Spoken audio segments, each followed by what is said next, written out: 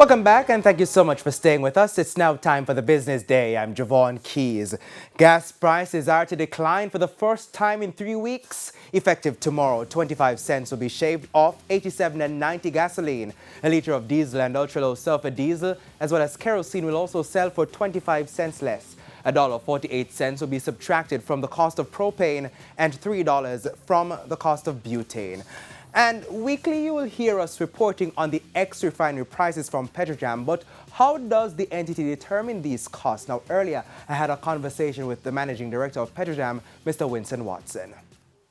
The price is set just like any other commodity by what the market is willing to pay. The finished product is priced based on what we call the US Gulf reference price.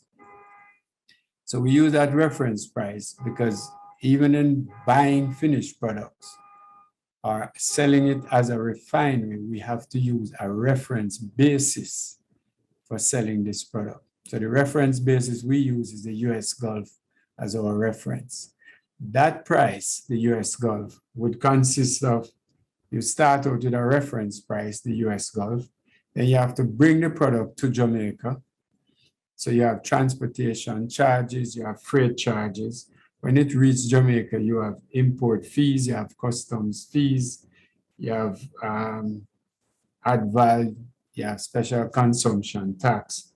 And adding up all of that, you arrive at the PETROJAM ex-refinery billing price. PETROJAM then sell that product to the marketing companies who will add a markup on it. They sell it to the retailers, the gas stations, who then will put a markup on it. So you have all those different layers coming on top of the price. Now, what will happen is your crude prices influences your finished product prices. So you have a price smoothing mechanism in the event that prices, the ex-refinery cost goes above a certain threshold. Explain that for us, because usually you see prices going up. Sometimes it might go up by 25 cents, $3.06. But in the last couple of weeks, particularly for the last 3 weeks at least, we're seeing $4.50. And I understand that's the ceiling of your circuit breaker. So talk to us about that price smoothing mechanism and how it works. The mechanism, actually, the pricing mechanism, which was developed from in the 80s, it has a smoothing factor in there, which allows you to control the price so you don't see wild swings in the marketplace. Now, if you were in the US, you would see prices changing every day up and down. As I said, we do it on a weekly basis, so we use a weekly average. What the smoothing mechanism does is if the price go up rapidly, which can happen, especially now with this war in Ukraine, prices are going up like crazy sometimes. And sometimes the market will also react to news like, is there some discussion going on in Ukraine and Russia? The price will come back down. Those kinds of news will cause wild swings in the prices, up and down by some huge numbers.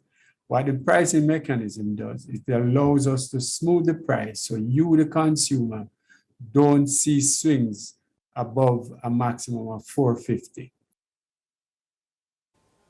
Now, I also spoke to Mr. Watson about the outlook on fuel prices, and while things are still looking very uncertain, he says the company is taking steps it hopes will boost efficiency and in some ways taper off costs. Now, you can watch the full interview with Mr. Watson on this month's episode of the Business Discussion Forum, The Exchange on JNN.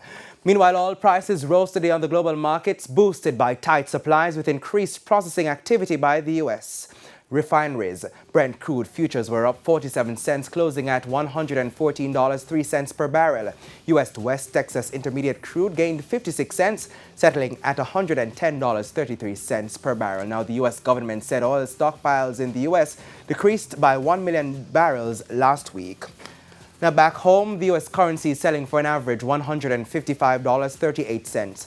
$121.65 is the going rate for the Canadian dollar, $194.48 for the pound, while it's costing an average $168.48 for the euro. Now, the stock market saw some recovery today with the main index advancing by 1,111 points. However, the junior market index declined by 102 points. Among the winners were Everything Fresh, Pulse Investments, Consolidated Bakeries Jamaica, Massey Holdings, and Sagicor Select Funds Financial, while on the losing side were Epley, Jetcon Corporation, CAC 2000 9.5% cumulative redeemable preference shares, Diamond Trading, and Cargo Handlers Limited. And that's it for the business day. I'm Javon Keys, but stay with us. Herman will have our regional and international roundup right after the break.